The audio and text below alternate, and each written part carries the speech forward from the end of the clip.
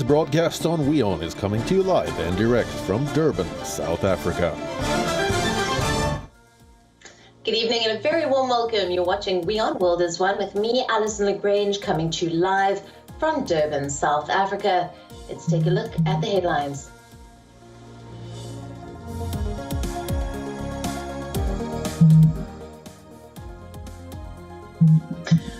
The death toll in the Philippines military plane crash rises to over 40. The crash took place after the aircraft missed the runway in the southern Philippines, Sulu province. 92 people were on board the C-130 Hercules aircraft.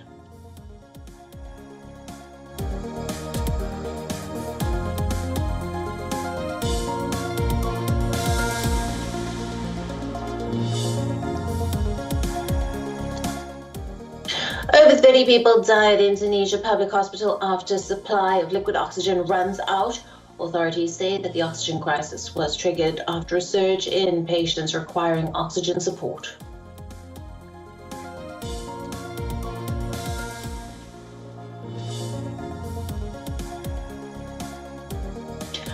Russia battles a massive surge in COVID cases as the country reports the highest number of new cases since the 2nd of January. The country has also reported 609 COVID deaths, its highest single-day death toll since the pandemic began.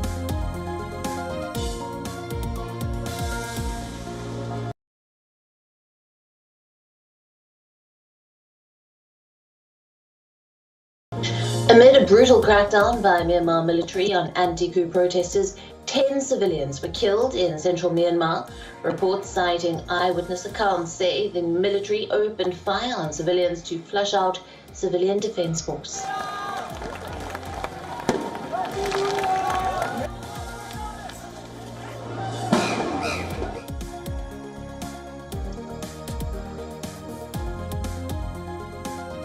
Despite a major setback in the country's regional polls, Marine Le Pen is re-elected as the head of France's far-right national rally at a party congress.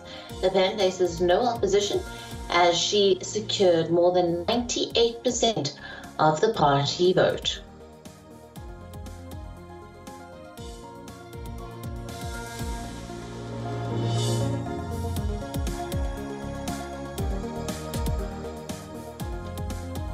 Massive search and rescue operations are underway in Atami in Japan for 20 missing people after heavy rains triggered landslides in the region. 2 people have been confirmed dead in the disaster.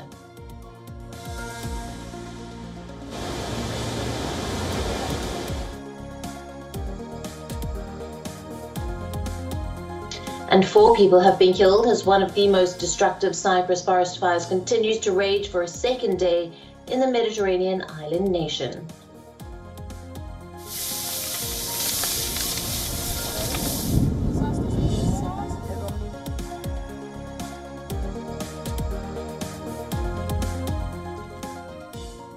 Good evening and welcome. Let's take a look at the top story we are tracking for you. Afghanistan's future is on the line.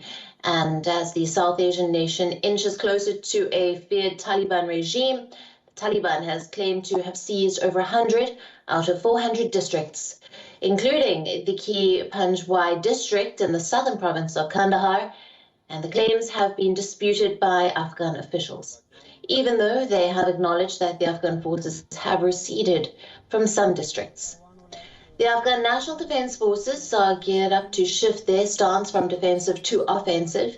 The report was first published by the Toulon News. Even in the face of the Taliban's amplifying violence, the Afghanistan government has been on the defensive mode for 2 years now. Since the regime intended to take forward the peace talks, but now, as the Interior Minister Abdul Sattar Mirza Kawal puts it, the Afghan forces are seeking to thwart the Taliban's attempts to take over the supply routes. The minister has called on Afghans to mobilize against the terrorists. د دنیا توقع هم دا وه چې دوی بدل شوي مګر متاسفانه په هغوی کې بدلون نه دی راغلی نه هغه ارزښتونو ته قایل دي نه د ښځو حقوقو ته نه د بشري حقوقو ته او نه د دې وطن د آبادۍ او سلامتیا ته ژمن دي. زموږ اوسنی حالات دا ده چې اوس په دفاعي حالات اخته یو چې دفاعي حالات رامنځته شي په ولایتونو کې او د تهاجمي حالت لپاره آمادګي ونیسو په دې جدي مصروف یو او هوایي ځواک مو د ورځې په تېرېدو پیاوړی کیږي تجهیزات او وسایل او تخنیک مو د ورځې په تېرېدو پیاوړي کیږي او زه به انشاءالله باور در کوم چې ډېر ژر به خپل ولایتونه د تهاجمي حالت وځي انشاءالله.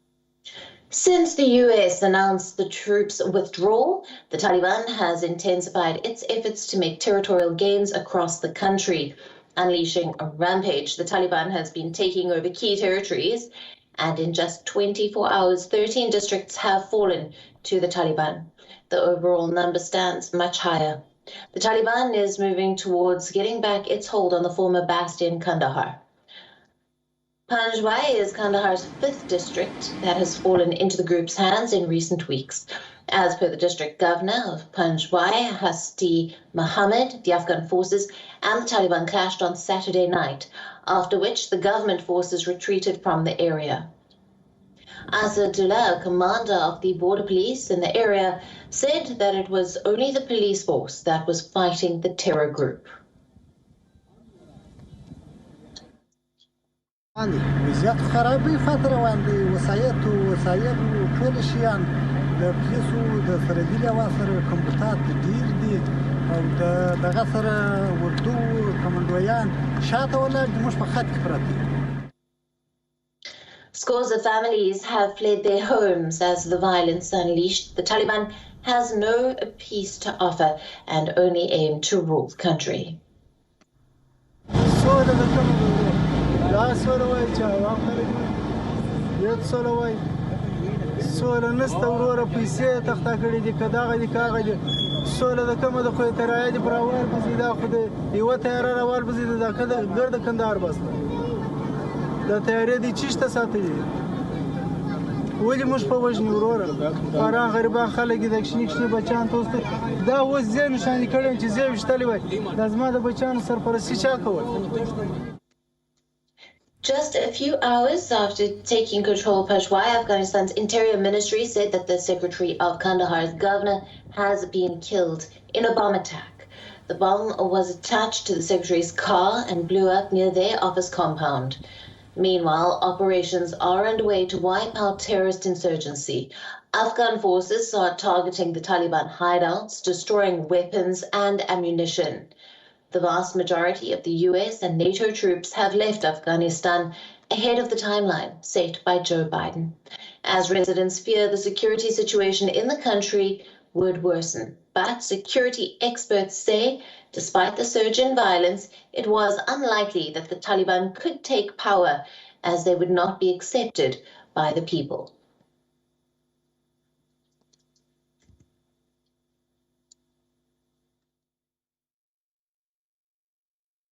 اگر طالبان این فکر باشن که کابل بگیرن افغانستان بگیرن و اونا حکومت کنن خب هیچ امکان نداره.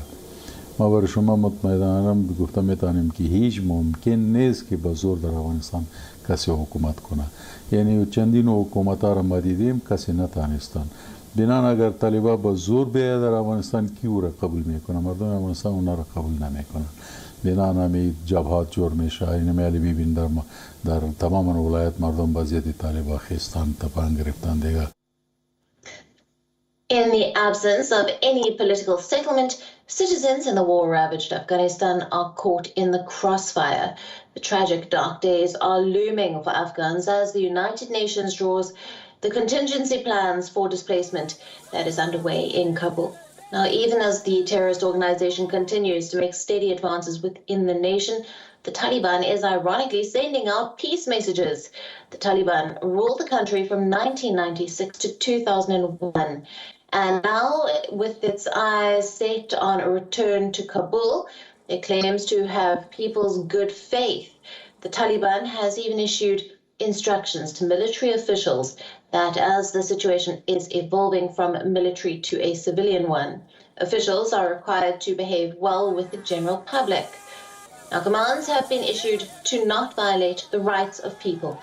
It, in fact, goes on to assert that it considers all Afghans as brothers and sisters and considers its responsibility to protect their lives and property.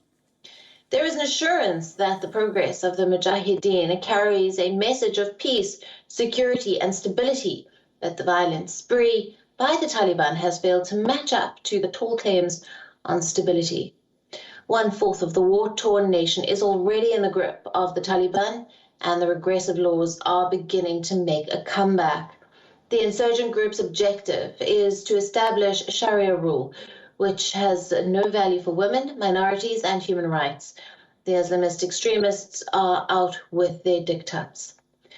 The Taliban has issued statements on the organization of universities and academic affairs in the newly conquered areas. It has ensured security of officials, teachers, students, and administrative staff at educational institutions.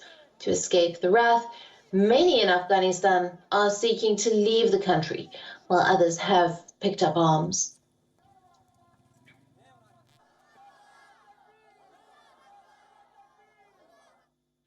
As the US military nears a complete withdrawal from Afghanistan, it seems that the Taliban are capturing a staggering amount of artillery and vehicles from the Afghanistan security forces.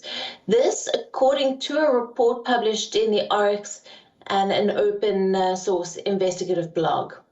Now, the reports state that the Taliban has captured at least 700 vehicles in the month of June alone.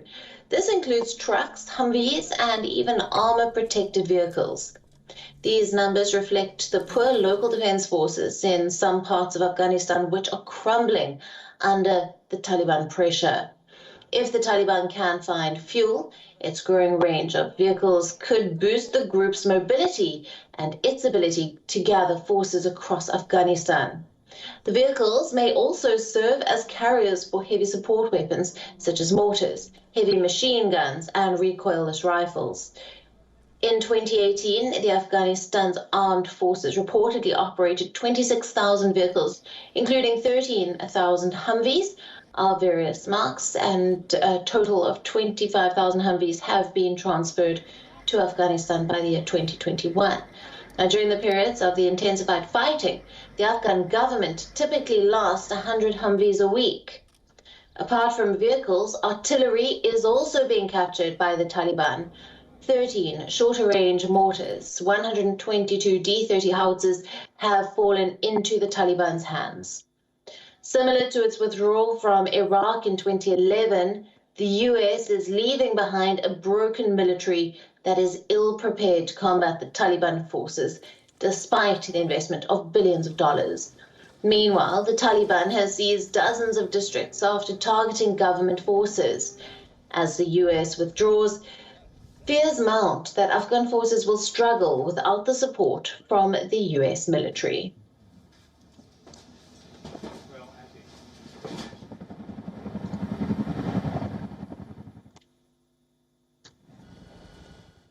Marking an end to the longest war in US history, the American troops have left the main military base in Afghanistan.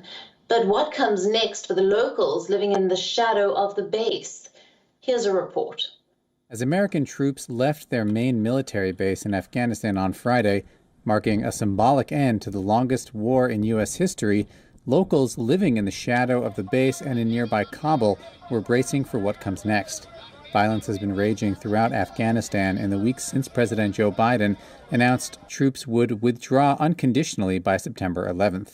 With peace talks in Qatar stuttering, and roughly a quarter of the country's districts having fallen to the Taliban in recent weeks, according to one study, many are concerned that chaos looms. Kabul resident Abdul Sadiq Joyenda says those with enough money are fleeing the country as American troops leave and citizens arm themselves. A mechanic in Bagram named Mir expressed a sense of sadness and futility, telling Reuters, quote, "What was the point of all the destruction, killing, and misery they brought us?" Kabul resident Esmarai Wafa fears the Taliban will seize the moment. Not only me, but all Afghans are worried that the Taliban will take over Afghanistan as U.S. troops leave the country. No one in Afghanistan is completely satisfied with the Taliban. From the day the issue of the withdrawal of foreign troops arose, it has had negative impact on the daily work of people. Security experts like Drought Waziri believe that despite the surge in violence, it was unlikely that the Taliban could take power because, in his words, no one will accept them. More than 3,500 foreign troops have been killed in the 2 decades-long war, which has claimed over 100,000 civilians since 2009 alone, according to United Nations records. Moving on to our next story now. Just days after US President Joe Biden urged his Russian counterpart Vladimir Putin to eliminate cybercrime, Russia-linked ransomware gang has been accused of pulling off an audacious attack on the global software supply chain. Revel, the group blamed for the May 30th ransomware attack on meatpacking giant JBSSA, is believed to be behind the recent cyber attacks.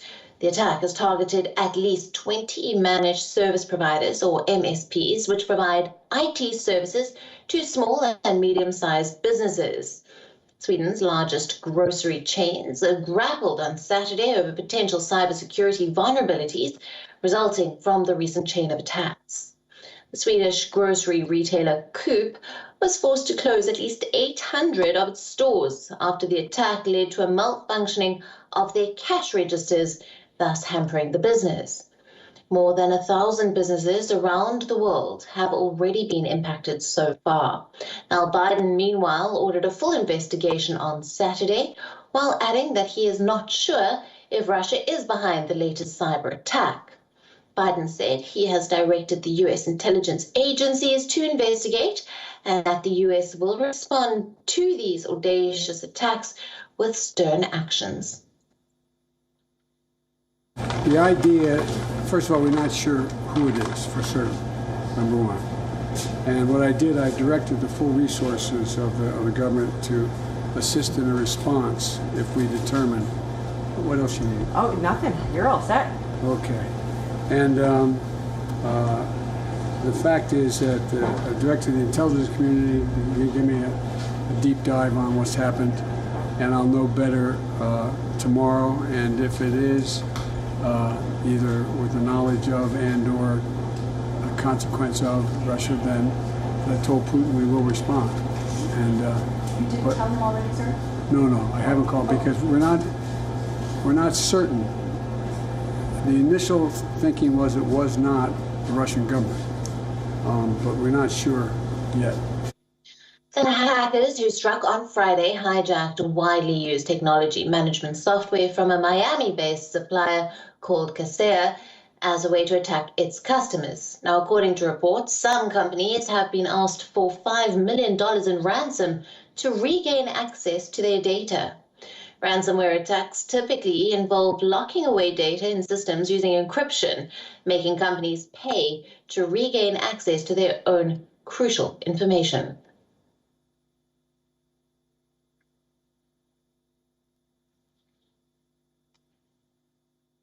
In a strongly worded statement, that Israel from the Gaza Strip will be met with a harsh response.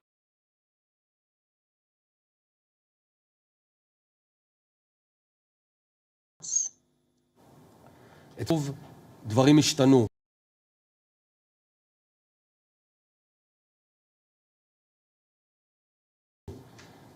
ישראל מעוניינת בשקט ואין לנו שום עניין בפגיעה בתושבי עזה, אבל אלימות, הטרדות למיניהם, יענו בתגובה חריפה. אנחנו גם עובדים על פתרון שיאפשר את הסיוע ההומניטרי לתושבי עזה, אבל ללא מזוודות הדולרים. An 11-day war broke out between Israel and Gaza in May earlier this year. After over 200 overall casualties, the two parties agreed to a ceasefire, with support from Egyptian, Qatari, and the United Nations mediators. However, tensions between Gaza and Israel have once again stirred.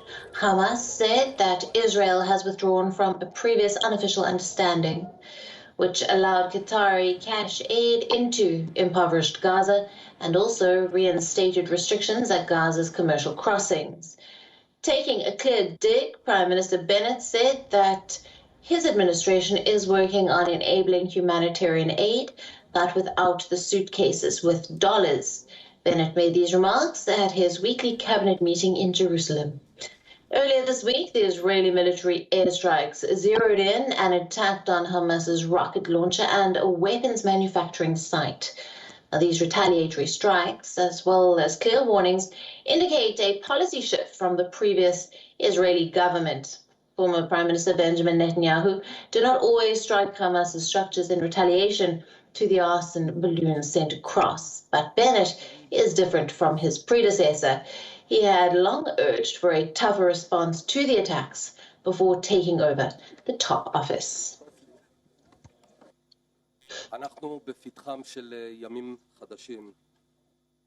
Days after 2 drone attacks on India's Air Force base in Jammu, the Srinagar District Administration has officially banned drones.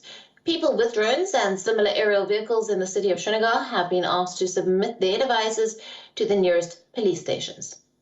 Government departments using drones for mapping, surveys, and other surveillance operations have been instructed to inform the local police station before undertaking any flying activity. The order states that violations shall attract punitive action under relevant laws. The senior superintendent of the police in Srinagar has been asked to ensure implementation of the restraint order. The administration of Srinagar has issued standard operating guidelines to regulate the use of drones. The police department has recommended reasonable restrictions on the storage, sale, possession, use, and transport of drones in the district of Srinagar. And on the 27th of June, 2 explosives-laden drones crashed into the Jammu Air Force Base, resulting in simultaneous explosions. This was the first ever drone attack in India after the Indian government's approval of commercial operation of drones.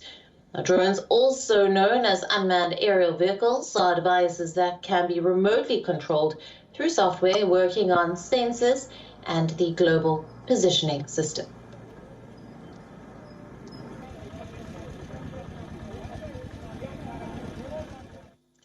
Moving on now, a hidden road belonging to the Roman era has been discovered in the North Bosnian mountains. Experts say that the road is about 2,000 years old and has been a part of local folklore. Nestled among the dense forests, the road has now become a major tourist attraction. WION brings you the report.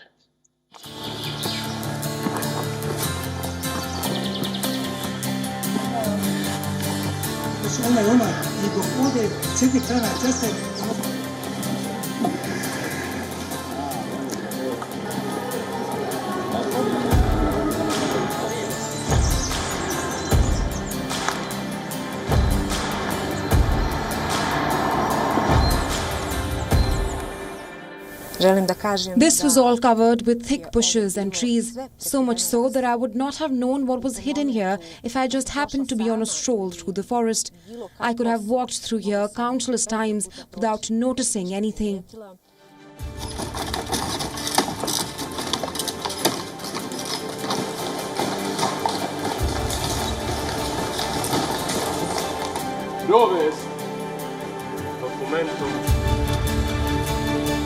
Decimus Valerius!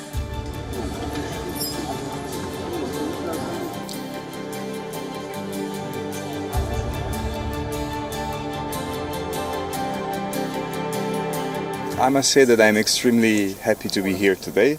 I'm actually from a small town which is close to Rome, so I am very acquainted to the beauty of the eternal city, and to find a little peace here in the beautiful surroundings of Kladany and Tuzla Canton, it's actually extremely interesting, and that's something that makes even more special the relationship between our two countries.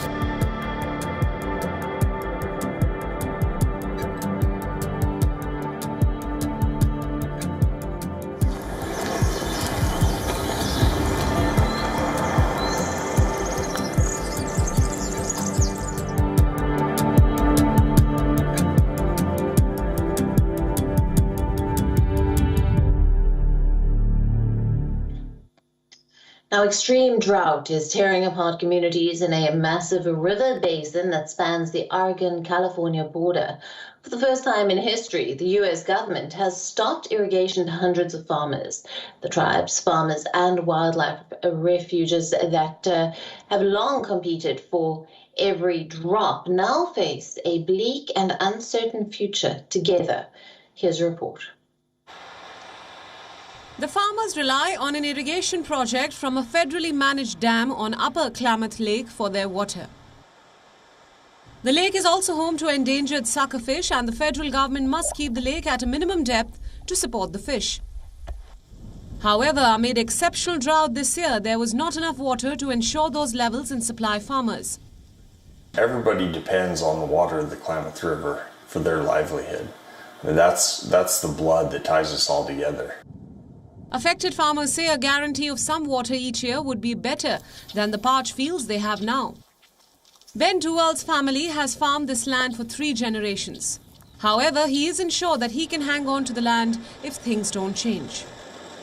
Constant looming threat over me that am I going to be the generation that ends up losing the family farm because of situation that's beyond my control. Communities who are dependent on the waters of the Klamath River are watching fish species hover closer to extinction.